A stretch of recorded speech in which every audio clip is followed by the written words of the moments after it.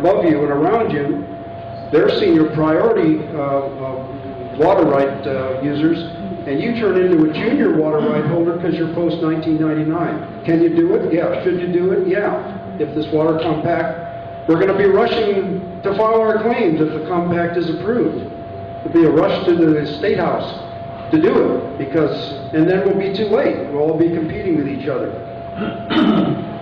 Okay, a card question. You've responded to part of this. It said, how much will the Crow tribe benefit?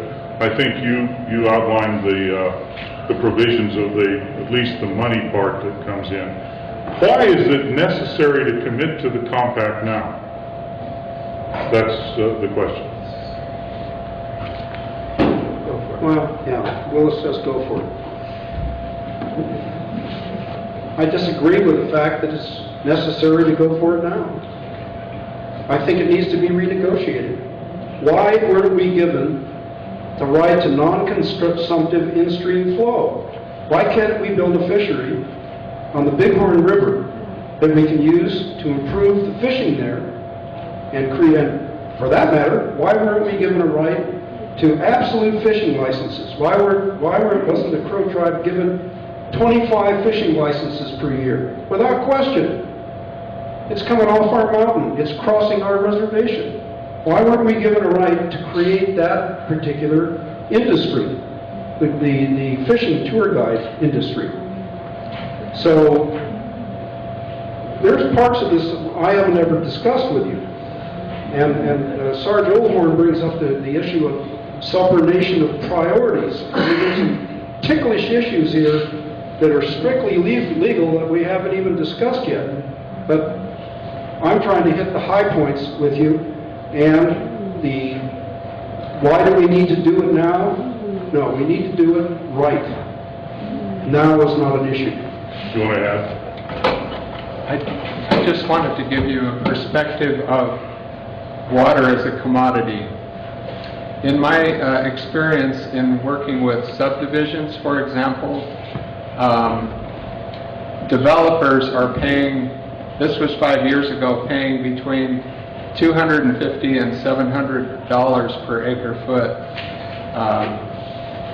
In various places of Las Vegas and in Arizona and other places, some people are paying up to $20,000 per acre foot for different projects. They are building buildings in Las Vegas, for example, that are going to house 60,000 people. These are places where people are going to live. They're not just a casino type place. Well, in order for them to have the water, they had to get very creative, and they had to spend a lot of money to get the water for those projects. And I'm just saying, that is just sort of the wave of the future. Water will be a commodity. Okay, thank you. I want to just tack this question just right onto a previous question here. The previous question about, is it too late to file a claim for my water? This is just directly related.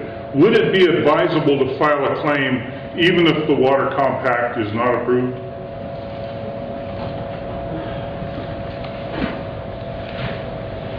What's the name of that song? It's too late, baby. Baby, it's too late.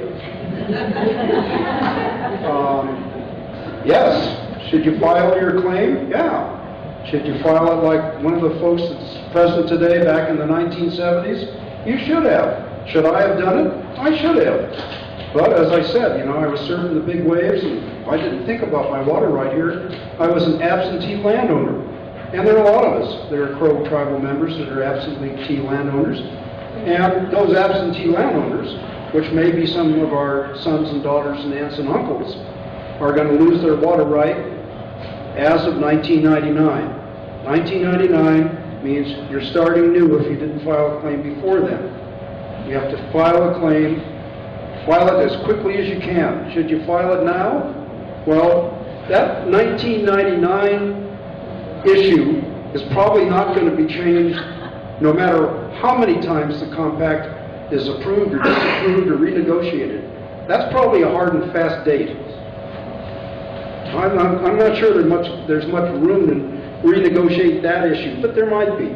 So I'm saying, file now, you're a post-1999 person, or as Dr. Waite says, go on the DNRC website and see who your neighbors are on your streams or where your property is, and see if they've already registered their priority right before 1999. If they did, you're out of luck. Okay, can I just ask, as long as this seems to be a point of interest, with whom would that person file? How do you go about it, and how do you get advice? Yeah, since I haven't done it, I'm not exactly sure, but the DNRC has a form. Yeah, Dr. Wade, would you, Yeah. do you know? I've done a number of groundwater rights. That's mainly my area Thanks, I of see. expertise. If you are going to need more than 100 gallons per minute, or more than 10 acre-feet per year for your project, you will have to hire a hydrogeologist, somebody like me, to help you analyze what water resource you have. Then you have to show how that water resource will not have an adverse or a negative effect on your neighbors. Well, if you're able to make your claim and get an 1868 water right date on it, then your neighbors will have nothing to say. It seems to me that if you vote no on this compact, there is an opportunity for that kind of thing to take place.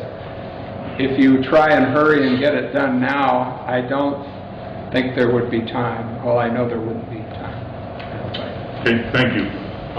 Sir? I have a question about how easy and how quick it would be to throw this agreement out and start over, considering that the Montana law forcing the tribe to adjudicate its rights was passed in '73, and the U.S. brought suit, joined the suits in those water adjudications after '73, and those water adjudications were put on hold in 1983, and the compact was worked on from 1983 until 1999, and then from 1999 until 2010, great efforts were made to lobby Congress.